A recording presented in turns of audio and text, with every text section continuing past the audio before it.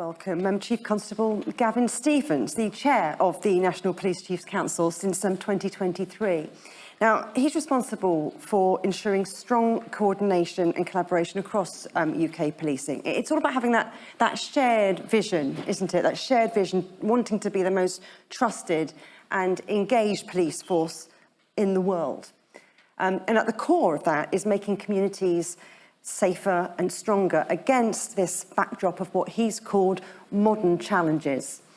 Now, he's recently defended the right to protest. He's written to the Home Office, unclear to which Home Secretary, to push for changes in the law around offensive statements made online. And I'm sure we're going to hear a lot more about all of that. Over to you.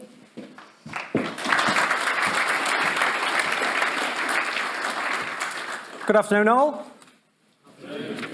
We are still out there. We've got a Q&A after this as well, so I look forward to lots of interesting questions.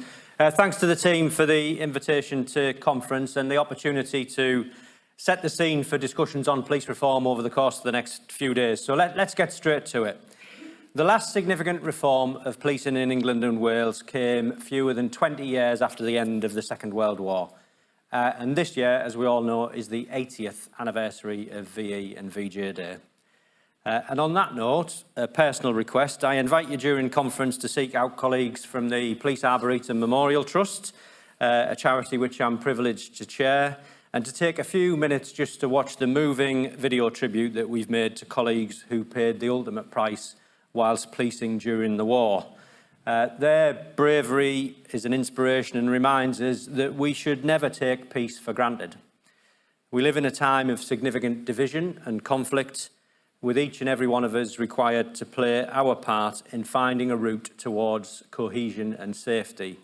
And on that note, a big tribute and thanks to those colleagues who have policed the more than 3,000 protests that we've seen in our communities this summer, including, of course, at the weekend. And we wish those that were injured at the weekend a speedy and full recovery. Our colleagues that policed during the war years would simply not recognise the many aspects of the world that we police today. In the decades following the war, we learned, along with others, how to make our streets safe again, to enjoy those newfound freedoms. We understood our role in identifying community concerns, local crime and disorder issues, and playing our part in solving those problems.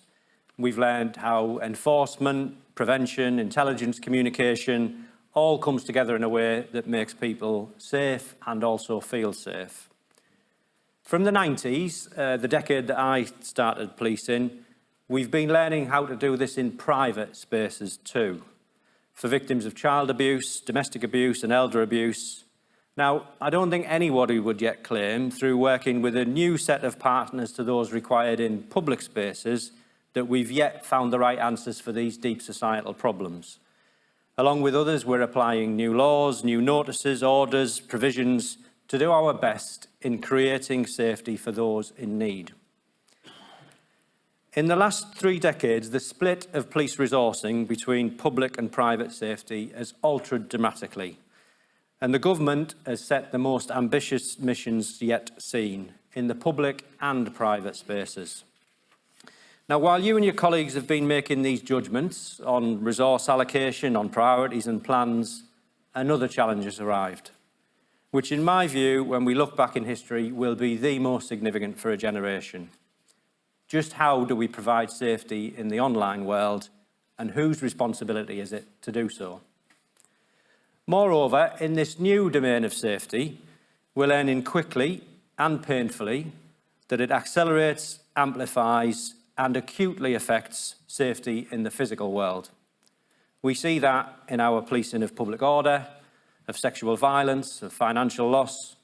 In fact, I struggle to think of an area of policing which is not affected. We're learning that many of our laws are too blunt, imprecise, or even clumsy in responding to online safety. We know deep down, all of us, wherever we work, whatever our field of responsibility is, that we must do something.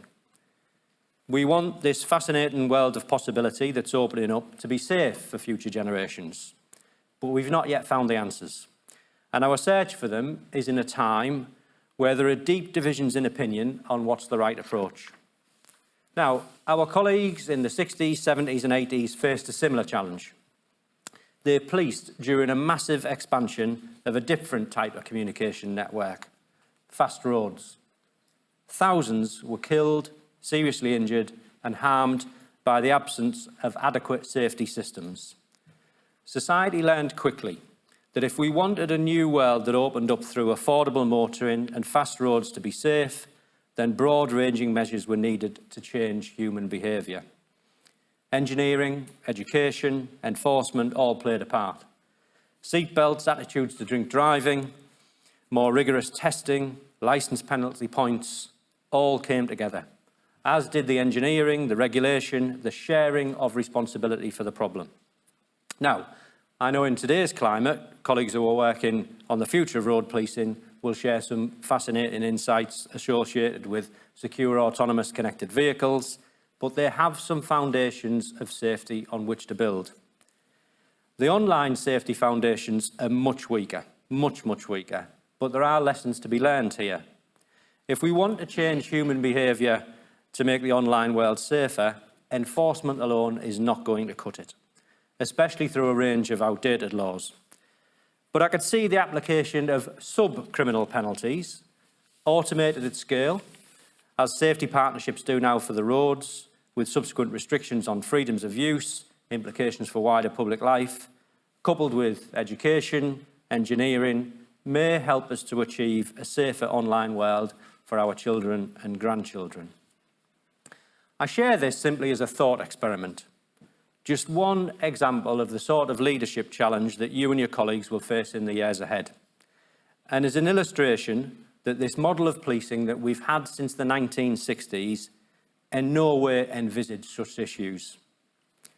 And I strongly believe that our current policing model will not serve us well in the decades to come in solving problems like the one I've just described, and no doubt ones that we can not yet imagine. The need for significant reform has been there for much more than a decade and is now urgent. Moreover, there's a bigger problem. In the current financial climate, we simply cannot afford the current setup, and that's a problem that's been long in the making. After the financial crash in 2008, many of us sold off police estate. I remember having responsibility for doing that myself, trying to make the case and the argument. We made the case that services were moving on to the phones and online, that station counters were underused, but let's not pretend. It was a financially driven decision, and there's no doubt that communities have noticed the lack of symbolic physical presence in their local towns and villages. In the decade that followed, we lost so many experienced colleagues, even through things like compulsory retirement schemes, which, looking back now, seem absolutely crazy. Again, financially driven. Whilst this was happening, the local capital investment into forces dried up, and we've now had 13 years without any capital investment to local forces. So what's happened? Borrowing has increased, debt is rising, and reserves are depleted. In practice, that's meant that IT systems are underinvested in, they're now varied and fragmented, and I'm quite sure that a number of you are working in buildings where the plumbing is not quite right. During this time, a new governance model was introduced, and through a combination of history and local devolution, some big variations have opened up. With an uneven distribution of funding and widely different levels of local taxation that range from under 20% of overall budget to well over 50% of budget, we're beginning to see parts of the system fail. From a safety perspective, that means that depending on where you live, your local police will have varying levels of capability and resilience. That cannot be right, especially as the last decade or so has demonstrated that the mechanisms for collaboration are neither strong enough nor resilient enough to outlast leadership or political change. Fast forward to recent years. We've had a big reinvestment in police officer numbers that have dramatically changed the workforce profile, and we've seen the emergence of some accessible and truly groundbreaking technology. In leadership terms, I know that you've all been wrestling with these things. How to ensure all of these new colleagues are well supported when we've lost experience from the service, and how to implement new technologies on top of old, and where to put all the lockers now that we're renting space in somebody else's building. In summary, we're asking too much of the existing infrastructure, and it's struggling to cope. Just around the corner, we've got other big infrastructure challenges too. A huge change to the police vehicle fleet as we move to electric vehicles without any investment at all allocated in the recent spending review, and a long overdue change to our communications networks. In my view, the case for change is obvious. The world is changing, our infrastructure and design is outdated, and we're asking too much of our people across too broad a mission. In National Police Chiefs Council, for the last 18 months, we've consistently set out the 5 elements of our current policing model that we think need to change to equip us to be successful in keeping communities safe from criminality well into the future. So, number 1, reform must be focused on local community safety. Neighbourhood teams equipped with the very best and the same consistent technology, kit and equipment that enables them to collaborate. An officer stopping a suspicious car in a local village tonight should have at their fingertips information from across the whole of UK policing that informs their decision making there and then, and they don't, even so many years on from Bishard. Number 2, reform must make clear who gets to decide on what and where. There's way too much complication and competition in the current ways of working. Earlier in the summer, the Met Commissioner described it as invisible spaghetti. You will all know it as the Section 22A collaboration agreement. It doesn't work in the way it was intended, and I don't think any wording changes to the policing protocol will make it so. New legislation is required. Number 3, reform must change the way that the money flows. At present, unless you're working in counter-terrorism, the vast majority of the money flows locally, and if we want to collaborate on regional or national solutions, complex, sometimes 86-way plus negotiations are required. At the local level, that means if you're managing a collaborated team, even in a really well-run regional unit, you're probably working across at least 2 HR and finance systems, and some of you will be carrying 2 laptops. It's crazy. Number 4, reform must set out a deliberate design for policing. And this is where international comparisons are very helpful. Broadly speaking, there are 2 options: a 3-tier structure or a 2-tier structure. In other words, what is it that gets delivered nationally, regionally and locally? Or, and this is my preferred option, more resilient, hence bigger, local forces that can take on services that are currently regional, supported by a national organisation for national services. And number 5, reform must create a stronger national centre. There are currently too many national bodies and too many national services hosted by local forces. The new centre must have strategic, enabling and operational capabilities, from setting long-term workforce plans, to procuring services once for everyone, to working with government and industry on how to make the online domain safer, just as I was describing in that thought experiment earlier. All of these things make no sense to do multiple times over. And most importantly, it must support our political leaders in making well-informed choices over priorities, because we have to choose. At the National Police Chiefs Council and Association of Police and Crime Commissioners annual summit last year, the previous Home Secretary committed to the concept of point number 5, a national centre of policing.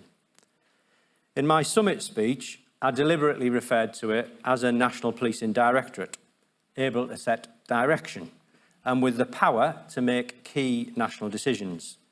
I was also clear that without the other 4 elements of reform, such a change would have limited impact.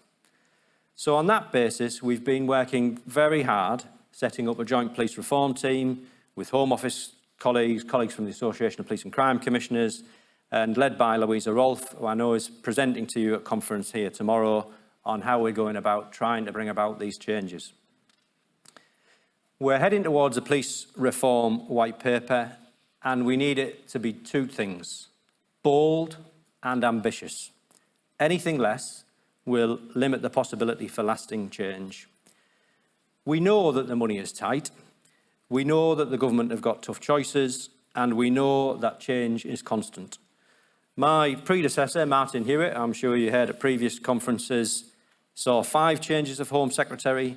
I've seen 4 changes of Home Secretary in 2.5 years, and the turnover of Chief Constables in Council is running at around 25% a year.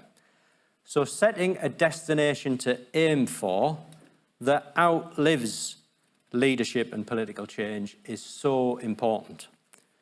Because once that destination is known, even if it takes 2 or even 3 terms of Parliament to achieve, we will be able to make decisions on workforce, on technology, on estates, on fleet, on equipment, on policy and practice in the knowledge of what's to come. At present, forces are trying to balance budgets and make really difficult choices in the context of too many unknowns. And what we're seeing is, sadly, this is taking its toll, in particular on our police staff colleagues, with huge reductions planned over the coming years. We all know that where this is felt most acutely is when we feel we're letting communities down, and the toll it takes on our colleagues when we put them in that situation. I'm sure, like me, you will have looked very closely at the results from the National Wellbeing Survey, with over 55% reporting that they often feel fatigue and physical exhaustion, and 45% that they often feel burnt out. I know you'll feel this acutely with the breadth of responsibilities that you all carry whilst trying your hardest to support your teams in this environment. It's not sustainable. I said earlier that we couldn't afford the current policing model, and I didn't just mean financially. The same survey, though, also showed us the depth of commitment to public service that still exists. 9 in 10 colleagues feeling confident in their knowledge and skills and experience. Real credit to all of you who've brought so many new colleagues into the service. 8 in 10 feeling trusted, and 8 in 10 reporting positive teamwork. That's a huge testament to all of your leadership. At the national level, a study we've published this year put the evidence base behind something we've known instinctively for some time, that policing is essential for economic growth. By reducing crime and limiting wider harms, policing can minimise the social and economic costs of crime and help establish the necessary conditions for spending, for investment and for prosperity. Taking just one component of the economy, housing stock values, the study showed that £1 invested into policing brought £4.17 in economic benefit.